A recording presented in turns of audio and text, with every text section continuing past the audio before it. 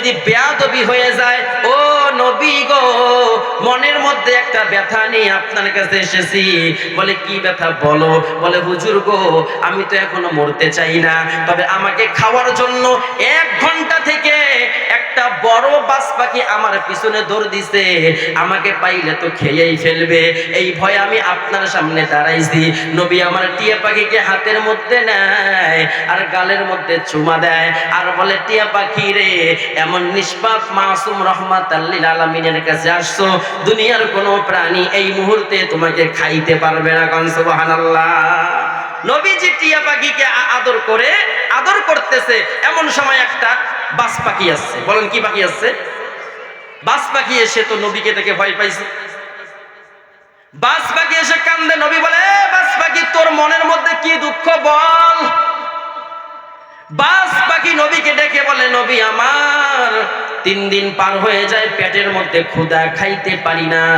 ও নবী গো, এই টিয়া পাখিটাকে ধাওয়া করছি তাকে খাওয়ার জন্য, আপনি যদি একটু টিয়া পাখিকে ছেড়ে দিতেন, ওই টিয়া পাখিকে খেয়ে আমার পেটের ক্ষুধাটা নিবারণ করতাম। এ মুসলমান, আমার নবী একবার টিয়া পাখির দিকে তাকায় আর একবার বাজ পাখির দিকে তাকায়। আমার নবী চিন্তা করে, টিয়া পাখি পড়ছে মহা বিপদে, তার চাইতে বড় বিপদে পড়েছে বাজ পাখি। কথা কোন ঠিক কিনা? আমার নবী তো রহমাতাল লিল আলামিন, কেমন আদর্শ দেখে কাফেররা মুসলমান হয়ে যায়। এ মুসলমান ভাইরা আমার, টিয়া পাখিকে আমার নবী হাতের মধ্যে নেয় আর চোখের পানি দরদর করে ছেড়ে দেয় আর বাজ পাখির দিকে তাকায়। টিয়া পাখি এতিমের মতো আমার নবীর চেহারার দিকে তাকায় আছে। আমার নবীর টিয়া পাখির মনের দুঃখটা বুঝতে পারলেন। আমার নবী বাজ পাখিকে ইশারা করে বলে, এ বাজ পাখি, তোর মনের মধ্যে যখন এতই দুঃখ, এতই যখন তোর মনের মধ্যে কষ্ট, আয় আয় আমার কাছে আয়, আমার গাল থেকে একটু গোশত খেয়ে যা আর তোর পেটের ক্ষুধা নিবারণ কর। আল্লাহু আকবার। বাজ পাখি চোখের পানি ছেড়ে দিস, ও নবী আমার, আপনার কাছে যাইতে হবে না, আপনার গালের গোশত খাইতে হবে না। ও নবী গো, আপনার সুন্দর চেহারা দেখে, আপনার সুন্দর বিচার দেখে আমি বাজ পাখির কলিজা ঠান্ডা হয়ে যায়, পেটের ক্ষুধা নিবারণ হয়ে গেছে, আর আপনার গোশত খাওয়া লাগবে না। বলেন সুবহানাল্লাহ। তাকুল্লাহ, তোমরা আল্লাহকে ভয় করো, হাক্কা তুকাতিহি, যেমন করে ভয় করা দরকার তেমন করে ভয় করো। এ মুসলমান, আজকে আমরা আল্লাহকে যথাযথ ভয় করতে পারি না। যদি বান্দা আল্লাহকে ভয় করার মতো ভয় করতে পারো, তবেই তুমি ইমানদারের খাতায় তোমার নামটা লেখা হয়ে যাবে। এ মুসলমান, তাহলে আল্লাহ ইমানদারদেরকে সম্বোধন করলেন। তারপরে আল্লাহ তাআলা 2টা কথা বললেন। 1 নাম্বার বললেন তোমরা আল্লাহকে ভয় করো, 2 নাম্বার বললেন হাক্কা তুকাতি, যেমন করে ভয় করা দরকার তেমন করে ভয় করো। এ মুসলমান, আর 3 নাম্বার, আমার আল্লাহ তার ইমানদার বান্দাদেরকে যে মেসেজটা আমার আল্লাহ তাআলা দিলেন, ওয়ালা তামুতুন্না ইল্লা ওয়া আনতুম মুসলিমুন, তবে বান্দা খবরদার মুসলমান না হয়ে মরিও না। সুবহানাল্লাহ, কান সুবহানাল্লাহ। তাহলে আল্লাহ বললেন মুসলমান না হয়ে মরিও না। এ আমার এলাকাবাসী ভাইয়েরা, অনেকেই হয়তো মনে মনে চিন্তা করতেছেন, হুজুর আমার বাবাও ছিল মুসলমান, আমার দাদাও ছিল মুসলমান, তার দাদাও ছিল মুসলমান, আমি জন্মগতভাবে আমি একজন মুসলমান, বংশের দিক দিয়েও কিন্তু আমি একজন মুসলমান, সৃষ্টির দিক দিয়েও কিন্তু আমি একজন মুসলমান।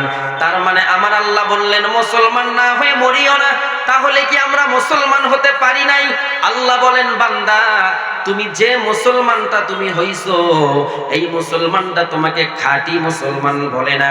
এ বান্দা, খাঁটি মুসলমান যদি হতে চাও 2টা গুণ তোমাকে অর্জন করতে হবে। আপনারা বলেন তো, খাঁটি মুসলমান হতে গেলে কয়টা গুণ অর্জন করতে হবে? 2টা গুণ অর্জন করতে হবে। বলে সেই 2টা গুণ কি? আল্লাহ তাআলা বলেন, এ বান্দা, ইমানদার নিজেকে দাবি করো, কিন্তু তোমার ভিতরে দুইটা গুণ যদি না থাকে তুমি ইমানদার হতে পারবা না। আর নবীজি বললেন দুইটা গুণ না থাকলে মুসলমান হওয়া যায় না।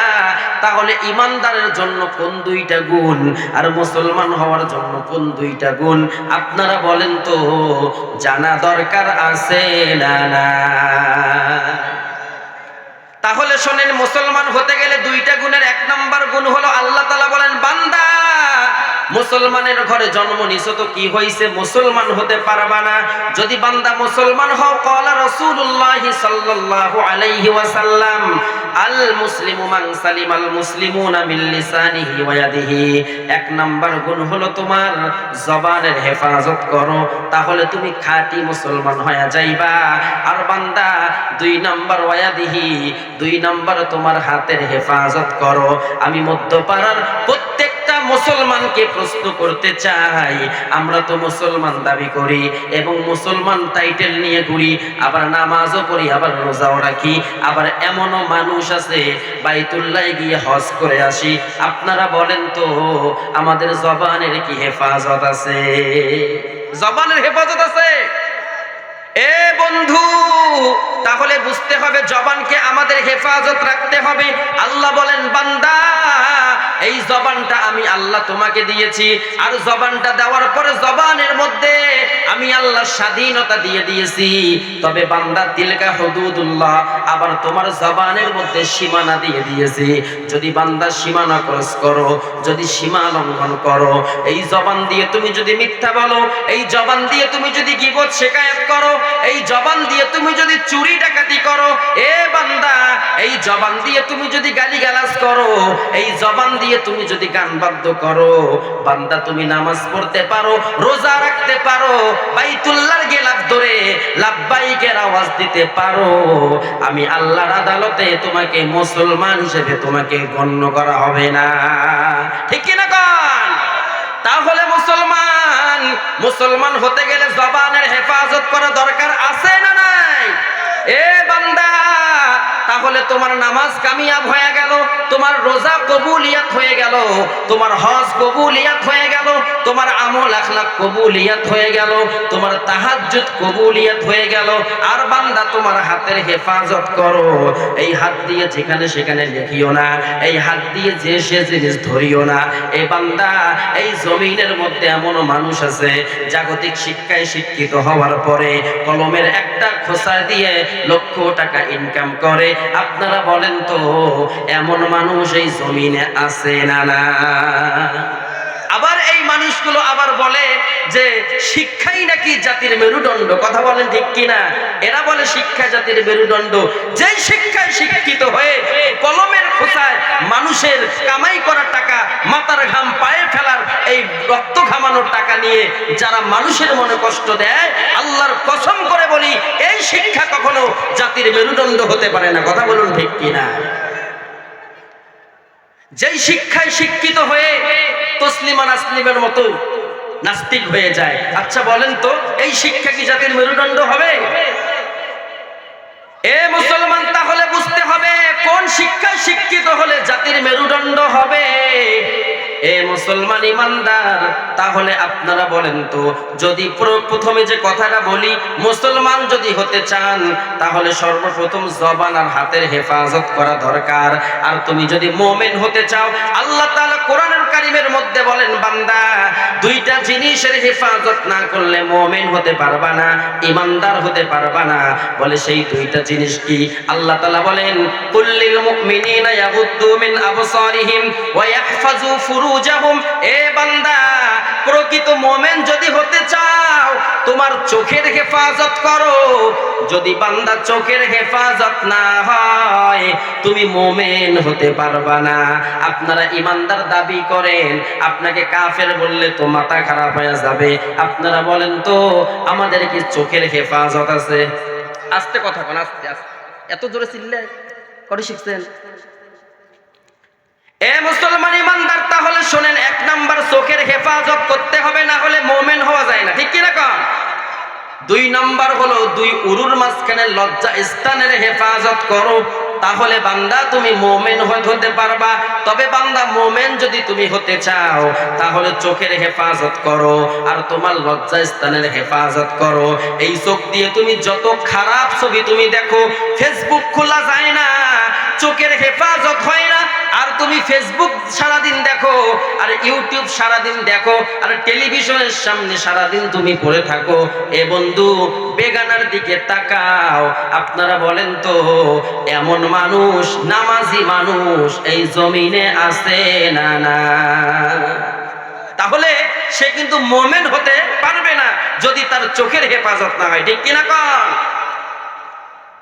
এ মুসলমান ভাইরা আমার, তাহলে আপনাদের জবানকে হেফাজত করেন আর আল্লাহকে ভয় করেন। আল্লাহ বলেন, বান্দা আমাকে ভয় করো, ভয় করার মতো ভয় করো। কিন্তু আমরা চাইলেও কিন্তু আল্লাহকে ভয় করতে পারি না। চাইলেও কিন্তু ফজরের সময় ল্যাপের তল থেকে ওঠা যায় না। ঠিক কিনা কন? চাইলেও কিন্তু রমজান মাসের রোজাটা রাখা যায় না। তাহলে তার কারণটা কি? আল্লাহ বলে, বান্দা যদি তুমি আমাকে ভয় করার মতো ভয় করতে না পারো, তাহলে তোমাকে চারটা রাস্তা তোমাকে দেখায়া দিলাম। ওই চারটা রাস্তায় যদি তুমি ঢুকে পড়ো, তাহলে বান্দা আমার ভয় তোমার দিলের ভিতর ঢুকবে আর তুমি কামিয়াব হয়ে যাইবা। আর যদি ওই চারটা দলের একটা দলের মধ্যে তোমার নামটা লেখাইতে পারো, এ বান্দা তোমাকে আমি আল্লাহ তাআলা বিনা হিসাবে জান্নাত দিয়ে দিব। কোন সুবহানাল্লাহ। এ মুসলমান ভাইরা আমার, তাহলে কোন চারটা দলের কাছে আমাদেরকে যাওয়া লাগবে? নাম লেখাইতে হবে।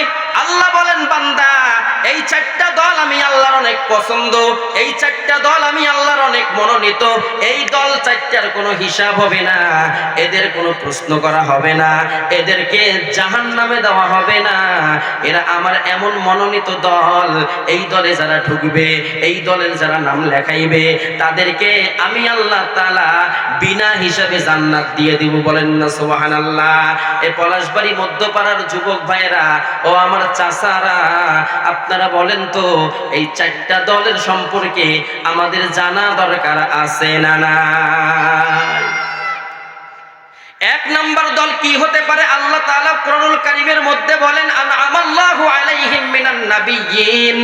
এক নাম্বার হলো নবীদের দল। এই দলটার মধ্যে তোমরা ঢুকে পড়ো, এই দলটার ভিতর তোমরা ঢুকে যাও, এই কাফেলাটার ভিতর তোমরা ঢুকে যাও, কারণ নবীদের কোনো গুনাহ নাই। কথা বলুন ঠিক কিনা? এই বন্ধু, আপনারা বলেন তো, নবীদের কি কোনো গুনাহ আছে? এ মুসলমান, এটা আমাদের ঈমান, এটা আমাদের আকীদা। নবীদের কোনো গুনাহ করে নাই আর তারা জীবনে নিষ্পাপ, তারা হলো মাসুম। যারা মাসুম আর নবীদের এই কাফেলাটা জান্নাতে যাবে না জাহান্নামে যাবে। আপনারা যদি এই কাফেলার ভিতর ঢুকতে পারেন, ওই নবীর কাফেলার সাথে আল্লাহ তাআলা আপনাকে জান্নাত দিয়ে দেবে। বলেন সুবহানাল্লাহ। তবে বন্ধু, কিয়ামত পর্যন্ত কিন্তু নবী আমরা পারবো না। আল্লাহর নবী, আনা খাতামুন নাবিয়্যিন লা নাবিয়্যা বাদি। আমার নবীর মৃত্যুর সঙ্গে সঙ্গে নবুয়তের দরওয়াজাটা বন্ধ হয়ে গেছে। কথা বলুন ঠিক কিনা? কপাল বড় খারাপ, আর জীবনে নবীরা আসবে না। যদি ওই পঞ্চগড়ের মধ্যে কাদিয়ানি নামে নাস্তিক কাফের নিজেকে নবী বলে দাবি করে, নিজেকে নবী বলে দাবি করে, কাদি গোলাম আহমদ কাদিয়ানি কাফের হয়ে গেছে। তাকে যারা নবী বলে মানছে তারাও কাফের হয়ে গেছে। তাকে যারা নবী বলে বিশ্বাস করেছে এরাও কাফের হয়ে গেছে। আমার বক্তব্য যাদের কলিজায় আঘাত করেছে, আপনি বিশ্বাস করে নেন, আপনিও কাফের হয়ে গেছেন। কথা ঠিক কিনা? এটা আমাদের ঈমান, এটা আমাদের বিশ্বাস, এটা আমাদের দৃঢ় বিশ্বাস, এটাই আমাদের আকীদা। মা কানা মুহাম্মাদুন আবা আহাদিম মির রিজালিকুম ওয়ালাকিন রাসূলুল্লাহি ওয়া খাতামান নাবিয়্যিন। আনা খাতামুন নাবিয়্যিন লা নাবিয়্যা বাদি। আমার নবী বিদায় নিয়ে গেছে, নবুয়তের দরওয়াজা বন্ধ। কিয়ামত পর্যন্ত এই জমিনের মধ্যে আর কোনোদিন নবী রাসূল আসবে না, আসতেও পারে না। কথা কোন ঠিক কিনা? এটা বিশ্বাস করতে হবে। তাহলে আল্লাহ বললেন, তোমরা চারটা দলের যে কোনো একটা দলের মধ্যে ঢোকো, এই দলটা তো জান্নাতে যাবে, আপনাকে নিয়ে এই দলটা জান্নাতে যাবে। আচ্ছা বলেন তো, কিয়ামত পর্যন্ত যদি নবী না আসে আর নবীর দল যদি আমরা না পাই, তাহলে আমরা নবীদের দলে কেমন করে ঢুকবো? নবীর দলে যদি আমরা ঢুকতে চাই, তাহলে তো আমাদেরকে নবী হয়ে ঢোকা লাগবে। ঠিক কিনা? এ মুসলমান ভাইরা আমার, তাহলে শোনেন, নবীদের দরওয়াজাটা বন্ধ, কিয়ামত পর্যন্ত আর নবী আসবে না। আমার আল্লাহ তাআলা ডাক দিয়া কয়, বান্দা, যদিও নবীদের দলটা বন্ধ আছে, এই দরওয়াজাটা তুমি যদি ঢুকতে না পারো, তোমার জন্য আরো 3টা দরজা খোলা আছে। এ মুসলমান, বলেন তো এই 3টা দল সম্পর্কে জানা দরকার আছে না না? তবে বন্ধু, আপনাদেরকে আমি স্মরণ করে দিতে চাই, একটু গভীরভাবে বুঝবেন আর বসে যাবেন খুব ভালো করে। আপনার কানটা আমার জবানের দিকে দিয়ে দিবেন। আমি কোন কথাগুলো বলি আর কি কি পয়েন্টে পয়েন্টে কথা বলি, এই পয়েন্টগুলো আপনাদেরকে বুঝতে হবে। আর আমলের নিয়তে এই কথাগুলো শুনে যান। নবীদের না হলো নিষ্পাপ, নবীদের কোনো গুনাহ নাই। যদি আপনার মনে হয় আদম নবী ভুল করেছে, গন্ধম খাইছে, জান্নাত থেকে আদম নবীকে বাইর করে দিয়েছে, এ মুসলমান, ইউনুস নবী ভুল করছে, মাছে তাকে গিলে ফেলছে, যদি আপনাদের এমন মনে হয় ইব্রাহিম নবী বোধহয় ভুল করছে, এই জন্য তাকে নমরুদের আগুনের মধ্যে নিক্ষেপ করছে, এ মুসলমান, আমি বলি, এমন যদি আপনার ঈমান হয়, যদি ঈমানের মধ্যে এই রকম শয়তান এসে যদি টোকাটুকি করে, আপনি মনে করে নেন আপনার ঈমান ধ্বংসের পথে আছে। কথা কোন ঠিক কিনা?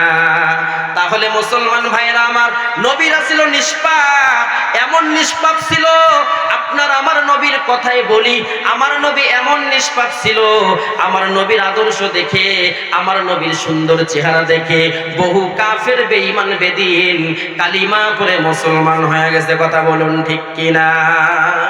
বহু কাফের বেঈমান কালিমা পড়ে মুসলমান হয়ে গেছে। জোরে কোন সুবহানাল্লাহ। বলে নবীর আদর্শ কেমন ছিল?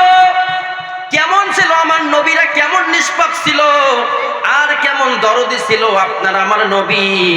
বলে আমার নবী বসে আছেন, এমন সময় একটা টিয়া পাখি আসছে আমার নবীর কাছে, এসে চোখের পানি ছেড়ে ছেড়ে কান্না করতেছে। এ মুসলমান, আমার নবী তো ছিল নিষ্পাপ, আর নবীরা কিন্তু সবকিছুই বোঝে, এই হিম্মত আল্লাহ তাআলা নবীদেরকে দিয়ে দেয়। আমার নবী টিয়া পাখিকে দেখে তার মনের ভাষাটা কিছু বুঝতে পারলেন, টিয়া পাখিকে ডাক দিয়ে কয়, টিয়া পাখি আয়, আমার কাছে আয়। টিয়া পাখি চোখের পানি ছেড়ে দেয়, আল্লাহর দরবারে চোখের পানি ছেড়ে কান্দে, আল্লাহ, আমার জবানটা যদি খুলে দেন, আপনার নবীর সাথে একটু কথা বলতে চাই। বলেন সুবহানাল্লাহ। আল্লাহর হুকুমে টিয়া পাখির জবান খুলে যায়। টিয়া পাখি ডাক দিয়া কয়, ও নবী আমার, আপনার কাছে যাইতে বড় ভয় লাগে, যদি বেয়াদবি হয়ে যায়। ও নবী গো, মনের মধ্যে একটা ব্যথা নিয়ে আপনার কাছে এসেছি। বলে কি ব্যথা বলো? বলে হুজুর গো, আমি তো এখনো মরতে চাই না, তবে আমাকে খাওয়ার জন্য 1 ঘন্টা থেকে একটা বড় বাজ পাখি আমার পিছনে দৌড় দিছে, আমাকে পাইলে তো খেয়েই ফেলবে, এই ভয়ে আমি আপনার সামনে দাঁড়াইছি।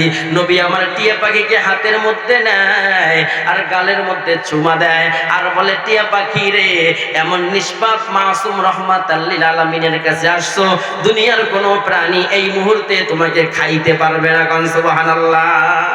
নবীজি টিয়া পাখিকে আদর করে, আদর করতেছে, এমন সময় একটা বাজ পাখি আসছে। বলেন কি পাখি আসছে? বাজ পাখি এসে তো নবীকে দেখে ভয় পাইছে। বাজ পাখি এসে কান্দে। নবী বলে, বাজ পাখি, তোর মনের মধ্যে কি দুঃখ বল? বাজ পাখি নবীকে ডেকে বলে, নবী আমার, 3 দিন পার হয়ে যায়, পেটের মধ্যে ক্ষুধা, খাইতে পারি না।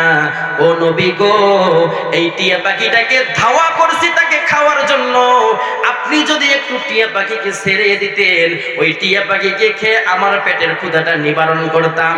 এ মুসলমান, আমার নবী একবার টিয়া পাখির দিকে তাকায় আর একবার বাজ পাখির দিকে তাকায়। আমার নবী চিন্তা করে, টিয়া পাখি পড়ছে মহা বিপদে, তার চাইতে বড় বিপদে পড়েছে বাজ পাখি। কথা কোন ঠিক কিনা? আমার নবী তো রহমাতাল লিল আলামিন, কেমন আদর্শ দেখে কাফেররা মুসলমান হয়ে যায়।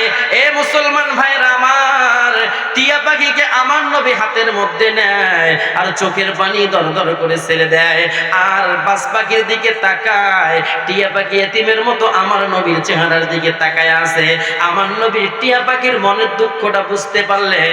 আমার নবী বাজ পাখিকে ইশারা করে বলে, এ বাজ পাখি, তোর মনের মধ্যে যখন এতই দুঃখ, এতই যখন তোর মনের মধ্যে কষ্ট, আয় আয় আমার কাছে আয়, আমার গাল থেকে একটু গোস্ত খেয়ে যা আর তোর পেটের ক্ষুধা নিবারণ কর। আল্লাহু আকবার। বাস বাকি চোখের পানি ছেড়ে দিত। নবী আমার, আপনার কাছে যাইতে হবে না, আপনার গালের গোশত খাইতে হবে না। ও নবী গো, আপনার সুন্দর চেহারা দেখে, আপনার সুন্দর বিচার দেখে আমি বাসপাখির কলিজা ঠান্ডা হয়ে যায়, পেটের ক্ষুধা নিবারণ হয়ে গেছে, আর আপনার গোশত খাওয়া লাগবে না। বলেন সুবহানাল্লাহ। এমন ছিলেন আমাদের নবী, এমন ছিলেন নবীরা। এই জন্য আল্লাহ তাআলা বলেন এই নবীদের দলটা এতটাই নিষ্পাপ ছিল, এতটাই মাসুম ছিল, এত ইহসানওয়ালা ছিল, এত ইকরামওয়ালা ছিল, এই জন্য এই দলটা বিনা হিসাবে জান্নাত যাবে। আর তোমরাও যদি এই কাফেলার ভিতর ঢুকতে পারো, তোমরাও ওই কাফেলার সাথে বিনা হিসাবে জান্নাতে যাবে। বলেন সুবহানাল্লাহ। বলে নবী আমার যুদ্ধের ময়দানে গেছে, কাফের বেঈমানগুলো আমার নবীকে মারছে। এ বন্ধু, পরবর্তীতে আমার নবী তাদেরকে ক্ষমা ঘোষণা করে দিয়েছেন। কিন্তু মুসলমান আব্দুল উজ্জা নামে একটা যুবক ছেলে, 18 বছরের একটা যুবক ছেলে, তিনি এই বিষয়টা দেখে আর মানতে পারলেন না। একটা দৌড় দিয়ে চাচার কাছে গিয়ে চোখের পানি ফেলায় কান্দে। চাচায় ডাক দিয়ে কয়, আব্দুল উজ্জা কান্দো কেন? আব্দুল উজ্জা চোখের পানি ছেড়ে দেয়, ও চাচা গো, ছোট্টবেলায় আমার মা মারা যায়, আমি আমার বাবার কাছে লালন পালন হই। কিছুদিন পরে আমার বাবা বিয়ে করে আনে, আমি আমার সৎ মায়ের কাছে লালন পালন হই। ও চাচা গো, আমার বাবা মারা যাওয়ার পরে আমার সৎ মা তো আপনার হাতে উঠাইয়া দিছে, আর বলছে ও ভাইজান, আপনার ভাতিজাকে আমি আর দেখতে পারি না, আমি চলতে পারি না, তাকে আমি খাওয়াইতে পারি না। ও ভাইজান, আপনার ভাতিজাকে আপনি লালন পালন করেন। ও চাচা গো, তখন থেকে আমি আপনার বাড়িতে উঠ চালাই, আপনার বাড়িতে ভেড়া বকরি দুম্বাগুলো চালাই, আপনার বাড়িতে আমি ছোট থেকে বড় হলাম, আপনি আমাকে সম্পদের ওয়ারিশ বানায়া দিলেন, আপনি আমাকে যতগুলো পশু পাখি আছে তার মধ্যে আমাকে তার ওয়ারিশ বানায়া দিলেন। কিন্তু চাচা যান, একটা কথা আপনাকে আমি বলতে চাই। বলে কি কথা বলো? বলে ও চাচা গো, বলেন তো মুহাম্মদ নবী কেমন? এবার চাচা বলে মুহাম্মদ তো অনেক ভালো। বলে তিনি কি চোর বলে না, তিনি কি মিথ্যাবাদী বলে না, তিনি কি ডাকাত বলে না। বলে তাহলে তিনি কি? আপনি একটু আমাকে সত্য কথাটা বলেন, আপনি আমার বাবার মতো। চাচায় ডাক দিয়া কয়, ভাতিজা একটা কথা বলি, আব্বা বলে যখন সম্বোধন করে জানতে চাইছো, নিজের সন্তান মনে করে একটা কথা বলি, এই কথাটা ফাঁস করবি না, এই কথাটা কারো কাছে বলবি না। আমি তোমার চাচা বলে দিলাম, মুহাম্মদের মতো মানুষ এই জমিনে কেউ নাই। মুহাম্মদ হলো নিষ্পাপ, মুহাম্মদ হলো মাসুম। আল্লাহর কসম করে বলি, মুহাম্মদ হলো রহমাতুল লিল আলামিন। ভাতিজা চাচাকে ডাক দিয়ে গো, চাচা গো, আপনি নিজেই মুহাম্মদের সুনাম করলেন, তাহলে চলেন গো যাই, মুহাম্মদের কাছে গিয়ে কালিমা তয়্যিবা গ্রহণ করি। এবার চাচা ডাক দিয়া কয়, ভাতিজা, যেই কথাটা একবার মুখ থেকে বাইর করছো, এই কথাটা দ্বিতীয়বার তোমার মুখে শুনতে চাই না, চলে যাও। এবার আব্দুল উজ্জা 18 বছরের বালক বাড়িতে চলে যায়, ঘরের মধ্যে যায়, মনের মধ্যে শান্তি নাই, ঘুমাইতে পারে না, মনের মধ্যে শান্তি নাই, খানা খাইতে পারে না, মনের মধ্যে শান্তি নাই। আমার নবীর প্রেমে পড়ে যায়, রাখালের কাজ করে, কিন্তু মনের মধ্যে শান্তি নাই। আব্দুল উজ্জা নীরবে নীরবে চোখের পানি ছেড়ে ছেড়ে কান্দে। আর ওই ভেড়া বকরি দুম্বাগুলোকে মাঠের এক কর্নাকে চাষ করে, ওইখানের মধ্যে ঘাস পানি খাওয়ায়, আর আমার নবীর কাছে যায়, আর আমার নবীজিকে তাকায় তাকায় নবীর সুন্দর চেহারা দেখে। এ বন্ধু, আমার নবীর প্রেমে পড়ে যায়। আব্দুল উজ্জা খাইতে পারে না, ঘুমাইতে পারে না, কারণ এই জমিনের মধ্যে যারা আমার মাওলা পাকের আশিক হয়ে যায়, যারা আমার রাসূলের প্রেমে প্রেমিক হয়ে যায়, এই মানুষগুলো কিন্তু এই দুনিয়ার মধ্যে চলে। এরা হাঁটুক আর চলুক আর ঘুমাক আর খানা খাও, এদের দিলের ভিতরে শুধু আমার আল্লাহর মহাব্বত, শুধু আমার নবীর মহাব্বত। কারণ বন্ধু যখন বন্ধুর প্রেমে পড়ে, তখন দেখবেন খানাও ভালো লাগে না, তখন দেখবেন ঘুমও ভালো লাগে না। একজন বলে, কে আব্দুল্লাহ, বন্ধুর প্রেমে পড়ছো তো কি হয়েছে? এই জন্য কি খানা খাবি না? এই জন্য কি তুই ঘুমাবি না?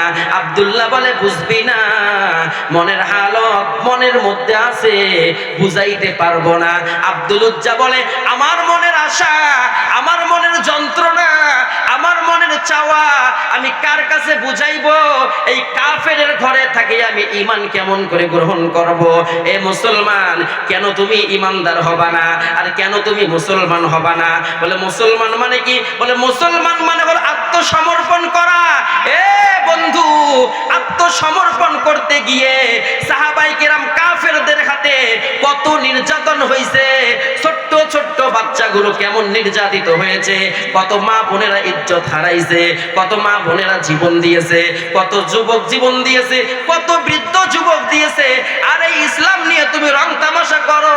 আজকে তুমি মুসলমান নাম লাগাইয়া, আজকে তুমি সুদের খাতায় নাম লেখাইলা, আজকে তুমি ঘুষের খাতায় নাম লেখাইলা, চিটারি বাটপাড়ির খাতায় নাম লেখাইলা। রে বান্দা, মুসলমান কিন্তু তুমি হইলা না। কেমন করে আব্দুল উজ্জা মুসলমান হয়? এ বন্ধু, আব্দুল উজ্জা চাচার কাছে আবার চলে যায়, আর চাচাকে ডাক দিয়ে কয়, চাচা গো, আমি কিন্তু ঘুমাইতে পারি না, আমি কিন্তু খাইতে পারি না, আমি কিন্তু খেলতে পারি না, আমার মনের মধ্যে শান্তি নাই। চাচা বলে, কেন? বলে, মুহাম্মদের প্রেমে পড়েছি। ও চাচা গো, আপনি যদি ঈমান গ্রহণ না করেন, আমাকে যদি অনুমতি দেন, আমি আমার চাচার, আমি মুহাম্মদের কাছে যাব, ঈমান গ্রহণ করব। বলেন সুবহানাল্লাহ। আব্দুল উজ্জা বললেন, চাচা, আপনি যদি আমাকে একটু অনুমতি দেন, আমি মুহাম্মদের কাছে যাব, আমি ঈমান গ্রহণ করব। বলেন সুবহানাল্লাহ। চাচাই ছিল কাফেরের লিডার। চাচাই ডাক দিয়ে বলে, আব্দুল উজ্জা, তুমি যে প্রস্তাবটা আমাকে দিলা, এর পরিণামটা কি হবে তুমি কি জানো? বলে, না, জানি না। বলে, ভাতিজা, তুমি যদি ঈমান গ্রহণ করো আর মুহাম্মদের কাছে তুমি যদি যাও, আমি তোমাকে যতগুলো সম্পদ দিয়েছি সব সম্পদ তোমার কাছ থেকে আমি নিয়ে নিব, একটা সম্পদও তোমাকে দিব না। আপনারা বুঝতেছেন? আপনারা বুঝতেছেন?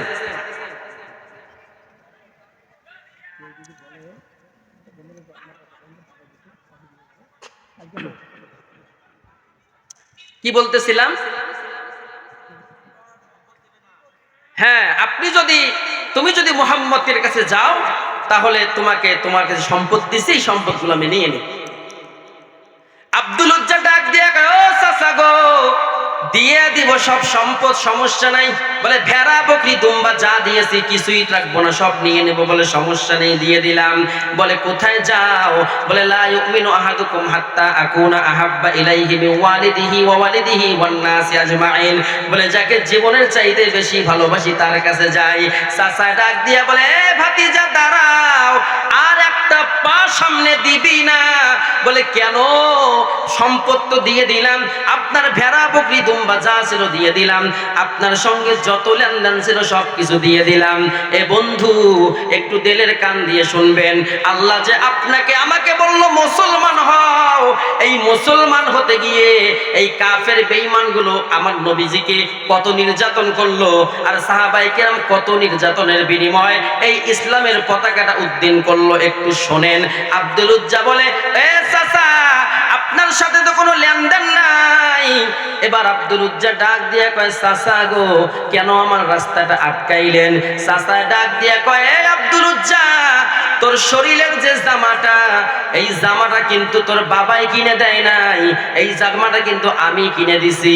বলে, হ্যাঁ, আপনি কিনে দিছেন। বলে, ভাতিজা, মুহাম্মদের কাছে যদি যেতেই হয়, জামাটা তোমাকে খুলে দেওয়া লাগবে, জামাটা তুমি খুলে দাও। এবার চাচা, এবার ভাতিজা জামা খুলে দেয়, আবার পিছনে দৌড়ায়। চাচাই বলে, কোথায় যাও? বলে, যাকে জীবনের চাইতে বেশি ভালোবাসি তার কাছে যাও, তার কাছে যাই। এবার চাচাই ডেকে বলে, এ ভাতিজা, কেমন করে যাইবা? পরনের লুঙ্গিটা তো তোর বাবাই কিনে দেয় নাই, এই লুঙ্গিটা তো আমার টাকার কেনা।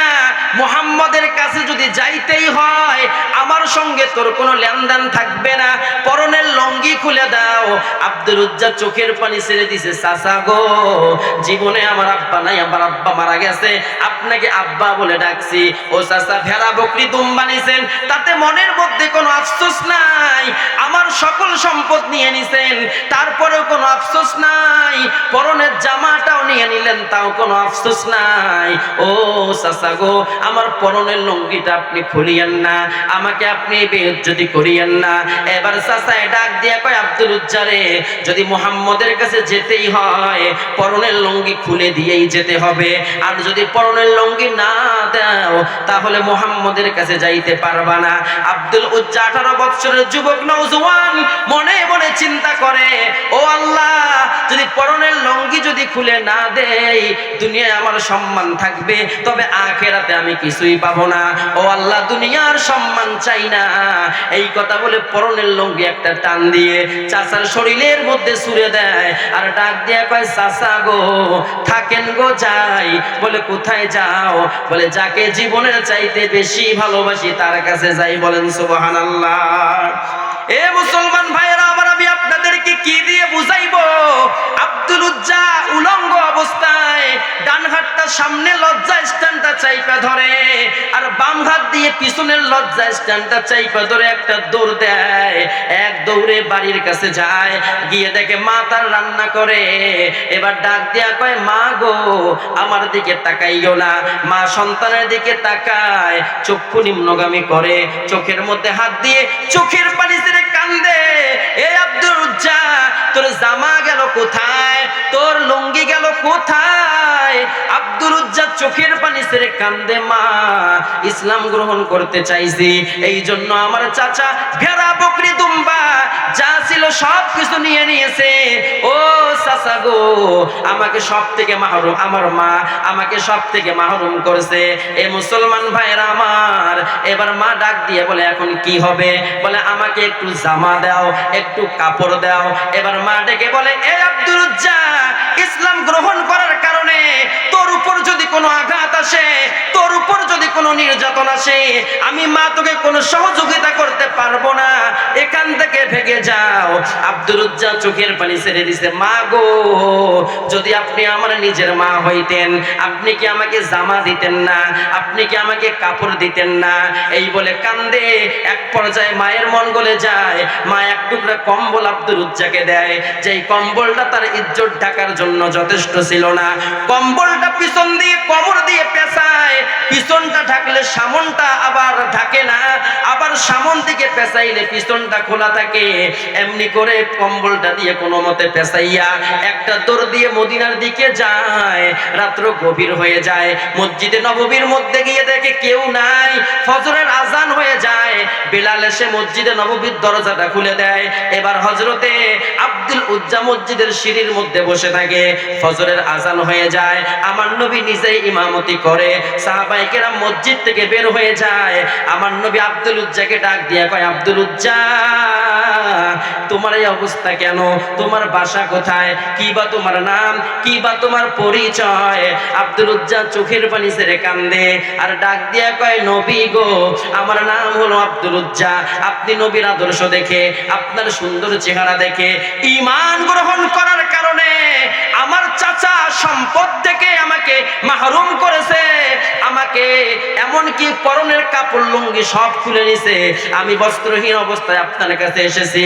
আমার নবী আব্দুল উজ্জাকে বুকের মধ্যে নেয়, চোখের পানি ছেড়ে দিয়ে সাহাবায়ে কেরামদেরকে বলে, সাহাবায়ে কেরাম, সবাই তো ইসলাম গ্রহণ করতে গিয়ে সবাই অনেক ত্যাগ স্বীকার করেছো, কিন্তু আব্দুল উজ্জার ঈমানটা বড় দামি ঈমান, তার ঈমানটা বড় কষ্টের ঈমান।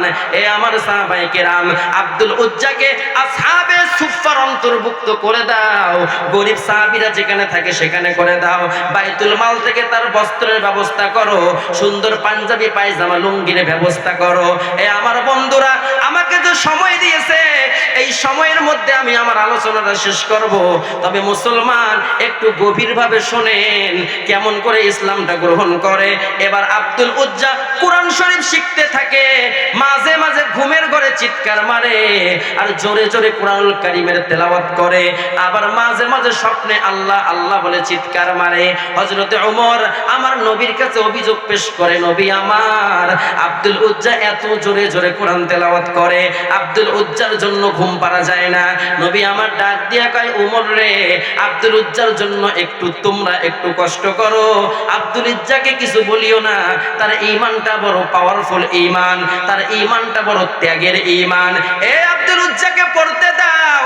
উমর রাদিয়াল্লাহু তাআলা আনহু সাহাবায়ে কেরামদেরকে তালিম দেয়, আব্দুল উজ্জার যা মন চায় তাই করবে, আব্দুল উজ্জাকে কেউ বাধা দিবা না। এ আমার বন্ধুগণ, আব্দুল উজ্জাকে আমার নবী বুকের মধ্যে নেয় আর চোখের পানি ছেড়ে ছেড়ে কান্দে আর ডাক দিয়ে কয়, আব্দুল উজ্জা রে, আজ থেকে তুই কিন্তু আব্দুল উজ্জা না, আমি তোর নামটা পাল্টায়া আব্দুল্লাহ নামটা দিয়ে দিলাম, আজ থেকে তুমি হলা আমার আব্দুল্লাহ। বলেন সুবহানাল্লাহ। আব্দুল উজ্জার নামটা পরিবর্তন করে দিল, আব্দুল উজ্জা থেকে আব্দুল্লাহ হয়ে গেল। কিন্তু মুসলমান ভাইরা আমার, কয়েকদিন পরে তাবুকের যুদ্ধের ডাক এসে যায়।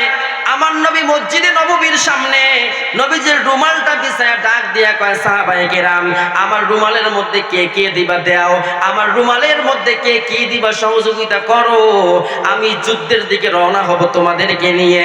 এখন একজন সাহাবী নিয়ে আসছে, আমার নবী তাকায় আছে, আমার ওমর কোথায়? বলে ওমর আসতেছে। হযরতে ওমর তার সাধ্যমতো দান করলে। নবী বলে, ওমর রে, আমার রুমালের মধ্যে কি দান করেছো? বলে, হুজুর 4 ভাগের 3 ভাগ রাখছি, 1 ভাগ নিয়ে আসছি। এই উসমান, তোমার মতো ধনী কেউ নাই, তুমি কি দান করছো? বলে, হুজুর 4 ভাগের 2 ভাগ দান করে দিছে আপনি নবীর মহব্বতে। বলে, আর কি দিছো? বলে, 2 ভাগ তো রেখে আসছি। বলে, আমার আলী কোথায়? বলে, তুমি কি নিয়ে আসছো? বলে, 4 ভাগের 3 ভাগ নিয়ে আসছি, 1 ভাগ রেখে আসছি। কিন্তু আমার নবী তাকায় আছে, আবু বকর নাই। বলে, আবু বকর কোথায়? হযরত আবু বকর ওই মসজিদের এক কর্নারে গিয়ে চোখের পানি ছেড়ে ছেড়ে পর্দার আড়ালের মধ্যে কান্দে। এক সাহাবী বলে, নবী আমার, আবু বকর চোখের পানি ছেড়ে ছেড়ে কান্দে, জানি না কি হয়েছে। আমার নবী বলে, আবু বকরকে ডাকো। আবু বকর যখন আমার নবীর কাছে চলে যায়, নবী আমার ডাক দিয়ে কয়, আবু বকর, আমি তো তোমার দিকেই তাকায় আছি, ওমরের দিকে তাকায় আছিলাম, ওমর সব কিছু নিয়ে আসছে, ওসমানও আমার সাধ্য অনুযায়ী দান করছে, এই আবু বকর তুমি আমার জন্য কি নিয়ে আসছো? হযরত আবু বকর চোখের পানি ছেড়ে ছেড়ে কান্দে আর ডাক দিয়া কয়, নবী গো, আমি আপনার জন্য কি নিয়ে আসব? আমি বাড়িতে গিয়ে দেখি কিছুই নাই, একটা হাতাও নাই, একটা চামচও নাই, একটা গিলাসও নাই, আমি কিছুই আনতে পারি নাই। নবী বলে, আবু বকর রে, তোমার টুপলার মধ্যে কি আছে? বলে, হুজুর টুপলাটা আপনার জন্য নিয়ে আসছি। নবী ডাক দিয়ে কয়, আবু বকর, এই টুপলার মধ্যে কি আছে? হযরত আবু বকর ডাক দিয়ে কয়, নবী গো, এই টুপলাটা আপনি খুললেই দেখবেন টুপলার মধ্যে কি আছে। আমার নবী টুপলাটা খুললেন আর দেখলেন একটা পুরান কাপড়। নবী বলেন, আবু বকর রে, এই পুরান কাপড়টা তুমি কেন নিয়ে আসছো? হযরত আবু বকর চোখের পানি ছেড়ে ছেড়ে কান্দে আর ডাক দিয়া কয়, নবী গো, আপনি তো আপনার রুমালটা বিছায়া দিয়ে বলছেন কে কি দিবা দাও, আমি বাড়ির মধ্যে গিয়ে দেখি কিছুই নাই, আমি কি নিয়ে আপনার কাছে আসবো? এই জন্য একটা খেজুর পাতার চাটা আমার বিবিকে পরায়া বিবির কাপড়টা খুলে আপনার কাছে নিয়ে আসছি।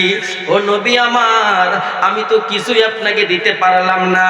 আমার নবী চোখের পানি ছেড়ে ছেড়ে কান্দে আর ডাক দিয়া কয়, সাহাবায়ে কিরাম, ওমর অনেক দিয়েছে, আমার রুমাল ভরায়া দিয়েছে, হযরত উসমান ভরায়া দিয়েছে, আমি নবী বললাম, তোমরা সবাই মিলে যা দান করছো, আবু বকর তার চাইতে বেশি দান করছে। বলেন সুবহানাল্লাহ।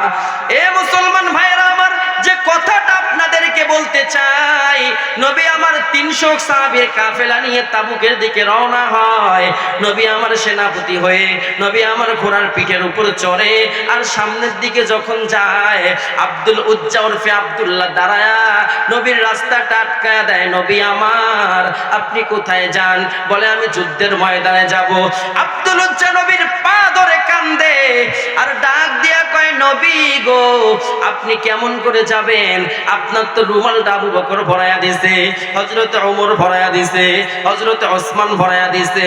ও নবী গো আমি তো কিছুই দিতে পারলাম না। আমি বাড়ি হারাইছি, আমি গাড়ি হারাইছি, আমি সম্পদ হারাইছি, কাপড় পর্যন্ত বস্ত্রহীন অবস্থায় আপনার কাছে আসছি। বাইতুল মাল থেকে আমার বরাদ্দ হয়, সেইভাবে আমি চলি। আপনার রুমালের মধ্যে কিছুই দিতে পারলাম না। ও নবী আমার, আপনি যুদ্ধে যান, আমাকে ছেড়ে যান না, আমাকে নিয়ে যান। আমি তো কিছুই দিতে পারলাম না, আমার জীবনটা আপনার নবীর ভালোবাসায় দিতে চাই। নবী আমার চোখের পানি ছেড়ে কানলেন। হযরতে আব্দুল উজ্জা হাউমাউ করে কান্দে আর ডাক দিয়া কয়, নবী গো আপনি আমার জন্য দোয়া করে দেন, আমি যেন যুদ্ধের ময়দানে শহীদ হতে পারি। নবী বললেন, আব্দুল উজ্জারে ওই যে গাছটা দেখা যায়, ওই গাছ থেকে একটু গাছের ছাল ছিঁড়ে আনো। একটু ছাল ছিঁড়ে আনা হয়, আব্দুল উজ্জার হাতে আমার নবী নিজ হাতে ছালটা বেঁধে দেয় আর আল্লাহর দরবারে আবেদন করে, আল্লাহ আমি আব্দুল উজ্জার জন্য দোয়া করে দিলাম, আব্দুল উজ্জার রক্ত কাফেরদের জন্য হারাম করে দিলাম। আব্দুল উজ্জা হাউমাউ করে কান্দে। ও নবী আমার, আমি চাইলাম কি আর আপনি দোয়া করলেন কি? আমি চাইলাম যুদ্ধের ময়দানে শহীদ হইতে, আর আপনি দোয়া করলেন আমার রক্ত কাফেরদের জন্য হারাম করে দিলেন। আমার নবী ডাক দিয়ে কয়, এ আব্দুল উজ্জা রে, তোর মৃত্যুটা যদি জ্বরের কারণেও হয়, এরপরেও আমার আল্লাহ তোমাকে শহীদের মর্যাদা দিয়ে দিবে। বলেন সুবহানাল্লাহ। এ মুসলমান ভাইরা আমার, যুদ্ধের ময়দান হলো, বহু সাহাবী শহীদ হয়ে গেল, কিন্তু আব্দুল উজ্জা কিন্তু শহীদ হলো না। আব্দুল উজ্জা বাড়িতে চলে আসলো, বাড়িতে গিয়ে ঘুমাইলো। ফজরের আজান হয়ে গেল, আমার নবীর কানের মধ্যে আওয়াজ চলে গেল, ও নবী আমার, আব্দুল উজ্জা জ্বরের মধ্যে আক্রান্ত হয়ে আছে। আমার নবী আর দেরি করে নাই, নামাজ শেষ করে একটা দৌড় দিয়ে আব্দুল উজ্জার বাড়িতে গেছে। আব্দুল উজ্জার পাশে বসছে, আব্দুল উজ্জার মাথাটা নবীর উরুর মধ্যে নিয়ে আমার নবী চোখের পানি ছেড়ে ছেড়ে কান্দে। এরে আব্দুল উজ্জা, তোর শরীরের মধ্যে তো জ্বর, আমি কেন তোর জন্য দোয়া করলাম? আমি যে বলেছি জ্বরের কারণে তোর মৃত্যু হবে, আল্লাহকে আমার এই দোয়াটাও কি কবুল করা লাগে? তুমি বুঝি দুনিয়া হাতে বিদায় হয়ে যাও রে আব্দুল উজ্জা? কত সাহাবী শহীদ হইছে, এত কষ্ট পাই নাই। আব্দুল উজ্জা নবীর হাতটা ধরছে, চোখের পানি দর দর করে ছেড়ে দিয়ে কান্দে আর ডাক দিয়া কয়, নবী গো আমি বাড়ি হারাইছি মনে কষ্ট লাগে নাই, আমি গাড়ি হারাইছি মনে কষ্ট লাগে নাই। দীর্ঘদিন আপনার সাথে আমি ছিলাম, আপনার সঙ্গে চলছি, কোনোদিন কোনো আবদার করি নাই। ও নবী গো, আমি তিনটা জিনিস আপনার কাছে চাই, আপনি কি আমাকে দিবেন না? নবী ডাক দিয়া কয়, কি জিনিস চাও? আব্দুল উজ্জা ডাক দিয়া কয়, নবী গো আমি বুঝি আর বাঁচবো না, মরে যাব, তবে নবী আমার জানাজা যাকে তাকে দিয়ে পড়াবেন না, আমার জানাজারটা আপনি নিজেই পড়াইবেন। আমার নবী বলে, তোমার 1 নম্বর দোয়া আমি কবুল করলাম, তোমার চাওয়া। বলে, নবী আমার 2 নম্বর হলো আপনার পাঞ্জাবি দিয়ে আমাকে কাফনটা করাইয়েন। নবী বলে, তোমার 2 নম্বর চাওয়াও আমি পুরা করলাম। এ নবী আমার 3 নম্বর হলো আমার কবরে আপনি কিন্তু নিজেই নামবেন আর আল্লাহর কাছে দোয়া করবেন, আল্লাহ আব্দুল উজ্জা বাড়ি হারাইছে, গাড়ি হারাইছে, বস্ত্রহীন অবস্থায় মদিনার মধ্যে আছে, আমার জন্য দোয়া করবেন।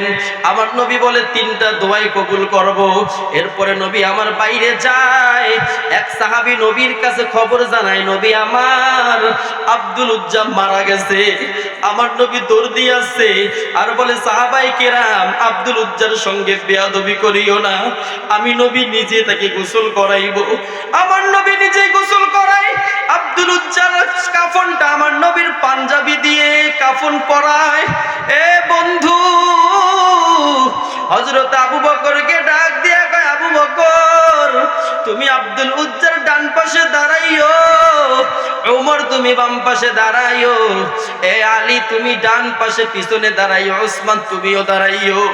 আর বেলালকে বলে, বেলাল তুমি একটা চেরাক নিয়ে মাঝখানে দাঁড়ায়া থাকবা। আমার নবী নিজে আব্দুল উজ্জার কবরের মধ্যে নামে, আব্দুল উজ্জাকে নিয়ে নবী আমার কবরের মধ্যে শোয়া দেয় আর আসমানের দিকে হাত উঠায় আল্লাহকে বলে, আল্লাহ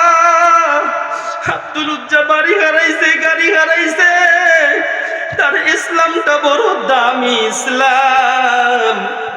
আমি নবী আপনার দরবারে দোয়া করি, এই আব্দুল উজ্জার জন্য আমি সন্তুষ্ট ছিলাম ততক্ষণ, তার ভিতরে নিঃশ্বাসের আপডাউন ছিল যতক্ষণ।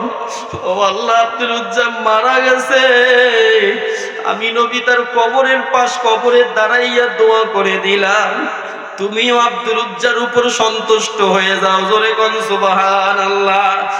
এ মুসলমান, আব্দুল্লাহ ইবনে মাসউদ রাদিয়াল্লাহু তাআলা আনহু হাদিস বর্ণনা করে, হাদিসের শেষে আব্দুল্লাহ ইবনে মাসউদ বলে, এই লাশটা যদি আব্দুল উজ্জার না হয়ে আমি আব্দুল্লাহর হইতো, তাহলে আমার কপাল কত ভালো হইতো, আমার জীবন কত ভালো হইতো। এই জন্য মুসলমান, আমার আল্লাহ তাআলা বলেন, বান্দা যে ইসলামকে কায়েম করতে গিয়ে সাহাবায়ে কেরাম কত জীবন দিল, কত কষ্ট করলো, কত জান হারাইলো, মান হারাইলো, সম্পদ হারাইলো, তোমরাও আত্মসমর্পণ করো, তোমরাও মুসলমান হও, আর মুসলমান না হয়ে মরিও না। তবে বন্ধু, 5 মিনিটের মধ্যে বয়ানটা শেষ করি। আল্লাহ তাআলা বলেন, নবীদের দলে শামিল হয়ে যাও, তাহলে মুসলমান হতে পারবা। কিন্তু বন্ধু, নবীদের কাফেলা কিয়ামত পর্যন্ত আসবে না। আমার আল্লাহ বলেন, ওয়াসিদ্দিকিন, তাহলে সাহাবায়ে কেরামদের দলে ঢুকে যাও, তাও কিন্তু কিয়ামত পর্যন্ত সম্ভব না, কারণ এই জমিনের মধ্যে সাহাবায়ে কেরাম নাই। আল্লাহ বলেন, ওয়াসশুহাদা, তাহলে তুমি শহীদ হয়ে যাও। কিন্তু বন্ধু, শহীদ হতেও আমরা পারি না। আল্লাহ বলেন, ওয়াসসালিহিন, তাহলে তুমি সালেহ হও। এই জমিনের মধ্যে যারা আমার আল্লাহর মহব্বত নিয়ে রাস্তা দিয়ে চলে, যারা নামাজ পড়ে, যারা রোজা রাখে, হজ করে, যাকাত দেয়, তার মানে যারা মাদ্রাসায় পড়ে, যারা আলেম হয়েছে, এরা হলো আল্লাহর সালিহিন বান্দা। এ পলাশবাড়ি মধ্যপাড়ার ভাইরা, আমি আপনাদের এলাকার মানুষ, আমাকে একটু জবাব দেন তো, এই জমিনে যারা আলেম আছে, ওলামা আছে, যারা ইসলাহ হয়েছে, যারা সংশোধন হয়েছে, এদের সঙ্গে বন্ধুত্ব করা দরকার আছে না? না, এদের বন্ধু হয়ে যান।